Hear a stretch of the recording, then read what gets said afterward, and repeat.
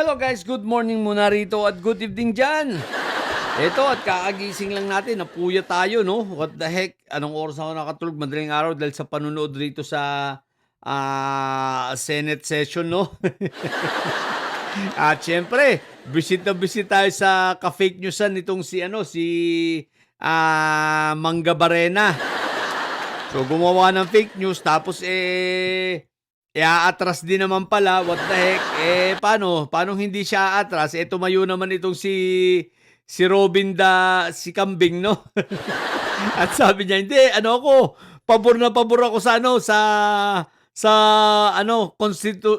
CONAS at sa federalismo sa pag-amyenda ng konstitusyon. Ayun, binawi. Pero kudo sa 11 strong minority natin dahil talagang kinontra agad nila sa pinangunahan nga ito ni Mig Zubiri yung pagkontra agad-agad sa videong ito ni Mangga na puro fake news. Anyway guys, etong mas natuwa ako bagamat napuyat pero masaya. Dahil habang pinapanood ko si Marco Tae nagdrama, di ba?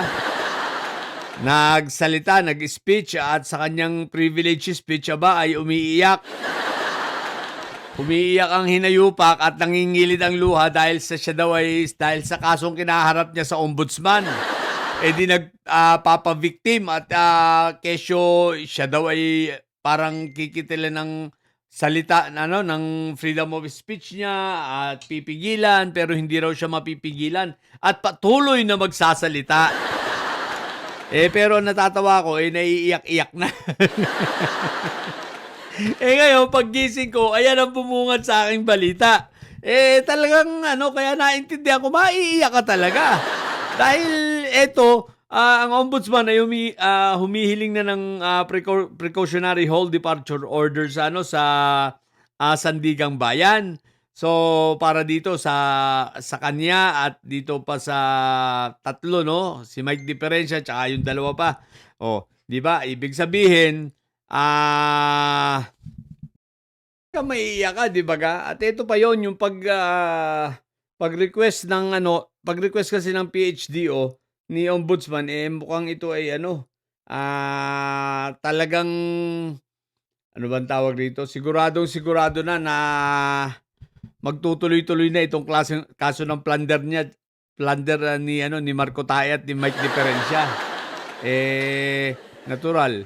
Pag ito ay nagtuloy-tuloy na malalabasan ito ng warrant of arrest. Ang malupit nito, no bail din yun. So, si Mike Diferencia may no bail na sa dito tapos no bail pa dito sa isang kaso niya. Di ba? Doble ang tama ni Mike Diferencia, kilikili at leeg. Pero si Marco Tae, yan, maiiyak. Kasi nga naman nung may kumausap kay Boying Rimulya na isang retired general upang iurong ang kaso rito kay Marco Tae, hindi pumayag si Boying. Talagang nanindigan na itutuloy. Hindi, wa-epic yung ng INC. Wa-epic yung yabang. No? Yan, kaya maiiyak talaga. So, ang masasabi natin dito kay Marco Tae, good luck ha.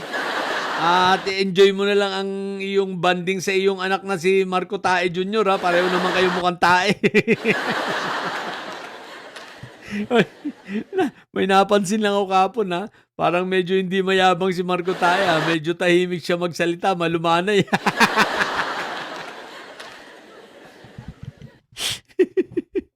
Iyakin.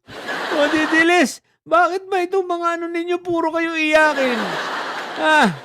Puro mayabang. Dati ang tatapang, ngayon puro iyakin.